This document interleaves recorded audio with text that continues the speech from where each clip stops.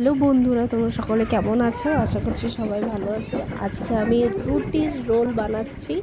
তার জন্য তাওয়া নিতে হবে, তাওয়াতে তেল দিতে হবে, তেল দিয়ে যেই রুটিটা আছে সেই রুটিটা সেঁকে নিতে হবে। ডিম ফাটাতে হবে, ডিম, কাঁচা লঙ্কা, পেঁয়াজ কুচি আর গুঁড়ো লঙ্কাও দিতে পারেন। স্বাদ মতো পরিমাণ মতো নুন দেবেন, দিয়ে ডিমটাকে রুটির ওপরে দিয়ে দেবেন, রোল যেমন করে দিয়ে দেবেন, দিয়ে ভেজে নেবেন ভালো করে।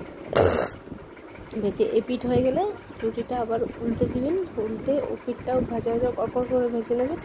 ভাজা হয়ে গেলে তাতে এরপর শসা কুচি, পেঁয়াজ কুচি, টমেটো সস দিয়ে ভালো করে মুড়ে নেবেন। যেমন রোলটা মোড়া হয় সেরকম গোল করে মুড়ে নেবেন, দিয়ে গমের আটার রোল করে খেয়ে দেখবেন কেমন হলো। আমি তো খেলাম, খুব ভালো লেগেছে। আপনারাও খেয়ে দেখতে পারেন। বেঁচে গেলে সেই রুটিটা রোল বানিয়ে খেয়ে নেবেন। নমস্কার।